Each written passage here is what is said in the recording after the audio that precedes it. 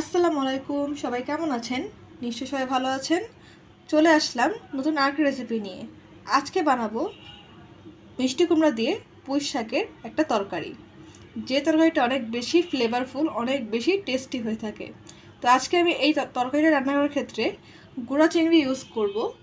তা আপনারা চাইলে এখানে গুঁড়া চিংড়ি অথবা ইলিশ মাছ ইউজ করতে পারেন, মানে ইলিশ মাছের মাথা বা লেজ ইউজ করতে পারেন। সেই ক্ষেত্রে কিন্তু টেস্টটা অনেক বেশি ভালো আসবে, যে কোনো একটা ইউজ করতে পারেন। তো এই মিষ্টি কুমড়া দিয়ে পুঁই শাকের যে তরকারিটা, সেটা রান্না করতে আমাদের কিছু মশলা লাগবে। সেগুলো হচ্ছে আদা বাটা, রসুন বাটা, হলুদের গুঁড়া, সামান্য শুকনো মরিচের গুঁড়া। এবং তো রান্না শুরু করার আগে আমি এখানে পুঁই শাকটা কেটে নিয়েছি এবং সেই সাথে মিষ্টি কুমড়াগুলোকেও এরকম কিউব করে কেটে নিয়েছি। তো চলুন আমরা এখন চলে যাচ্ছি রান্নার প্রিপারেশনে। দিয়েছি তেল, এখানে সয়াবিন তেলটা ইউজ করছি।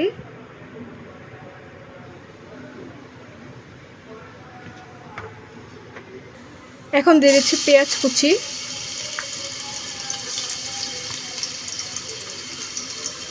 এটাকে আমরা একটু ভেজে নিব সামান্য।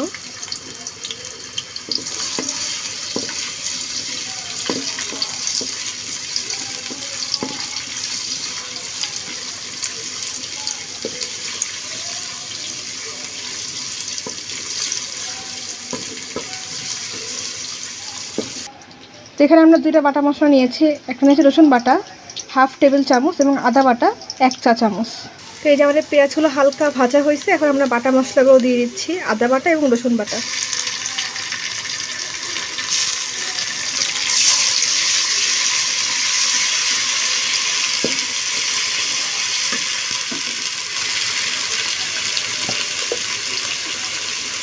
এখন এর মধ্যে অ্যাড করে দেবো হলুদের গুঁড়া 1/4 চা চামচ, সেই সাথে দিয়েছি লবণ স্বাদ মতো। এখন এই পেঁয়াজটাকে আমরা সামান্য পানি দিয়ে মশলার সাথে কষিয়ে নিব।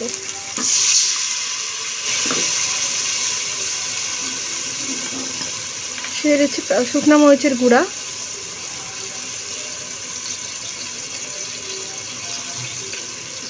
এক চা চামচ।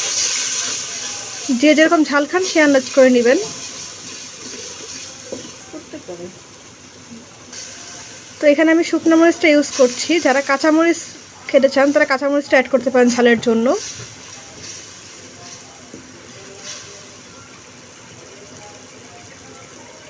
তো এখন আমি দিয়ে দিচ্ছি সামান্য গুঁড়া চিংড়ি, এটা জাস্ট একটা ফ্লেভার অ্যাড করবে গুঁড়া চিংড়ির। তারপরে এখানে চাইলে ইলিশ মাছের লেজ কিংবা মাথা ইউজ করতে পারেন চিংড়ির পরিবর্তে। আমি চিংড়ি মাছটা ইউজ করছি। চিংড়ি মাছটাকে মশলার সাথে একটু কষিয়ে নিব।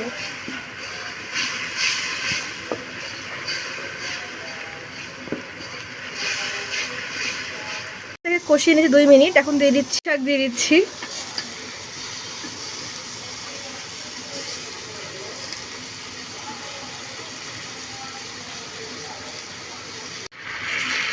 এখন মশলার সাথে এই পুঁই শাকটাকে একটু মিশিয়ে নিচ্ছি। শাকগুলো একটু নরম হয়ে আসছে, তখন আমরা অ্যাড করে দেবো মিষ্টি কুমড়া।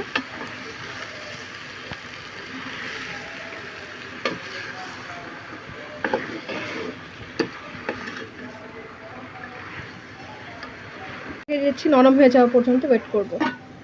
সামান্য নেড়ে দিচ্ছি যাতে পুড়ে না যায়। তো শাক থেকে কিছুটা পানি ছেড়েছে এবং শাকটা একটু নরম হয়ে আসছে।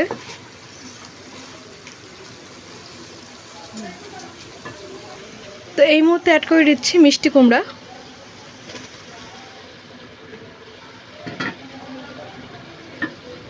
তো মিষ্টি কুমড়াটাকে আবার একটু শাক এবং মশলার সাথে কষিয়ে নিচ্ছি।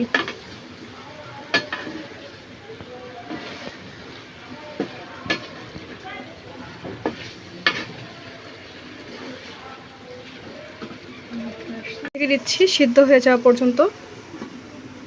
করব যে কী অবস্থা।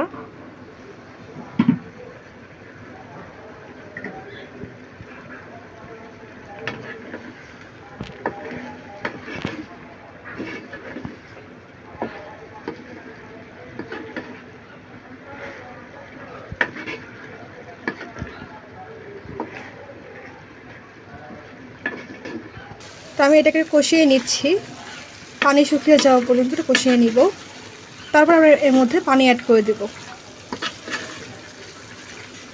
শাকটাকে এবং মিষ্টি কুমড়াটাকে 10 থেকে 15 মিনিট কষিয়ে নিয়েছি। এখন দিয়ে দিচ্ছি পানি। তো এখানে আমি 2 কাপ পানি ইউজ করছি। আপনাদের পানির পরিমাণটা কম বেশি লাগতে পারে। সিদ্ধ হলে যতটুকু পানি দরকার ততটুকু পানি অ্যাড করবেন।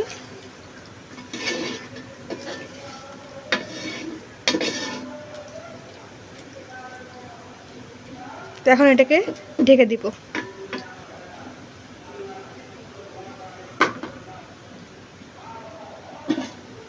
তো দেখতে পাচ্ছেন পানি নেমে গেছে। এখন নেড়ে দিচ্ছি একটু।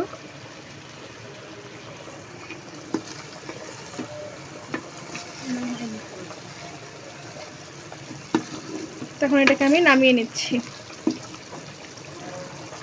তো এই যে সবজিটাকে আমি নামিয়ে নিয়েছি। তো শেষে তৈরি হয়ে গেল আমাদের গরম গরম মিষ্টি কুমড়া, পুঁই শাক এবং চিংড়ি মাছ দিয়ে সবজিটা। তো যারা সবজি পছন্দ করেন অথবা যারা পছন্দ করেন না, তারা আমার রেসিপিটা ফলো করে একবার ট্রাই করে দেখবেন। হোপফুলি আপনার কাছে রেসিপিটা অনেক বেশি ভালো লাগবে। যারা ট্রাই করবেন তারা অবশ্যই আমাকে কমেন্ট করে জানাবেন যে আপনার কাছে টেস্টটা কেমন লাগছে। আমার কিন্তু পার্সোনালি এই সবজিটা অনেক বেশি পছন্দ। তা আপনাদের কাছে অবশ্যই ভালো লাগার কথা আমার মতে। তো কেমন লাগছে অবশ্যই জানাবেন। তো আজকের মতন এই পর্যন্তই। চ্যানেলটা এখন যারা সাবস্ক্রাইব করেছেন চ্যানেলটিকে প্লিজ সাবস্ক্রাইব করবেন, ভিডিওতে লাইক করবেন, কমেন্ট করবেন, শেয়ার করবেন। পরবর্তীতে অন্য কোনো রেসিপি নিয়ে আপনাদের মধ্যে আবার হাজির হয়ে যাব। আজকের মতন আল্লাহ হাফেজ।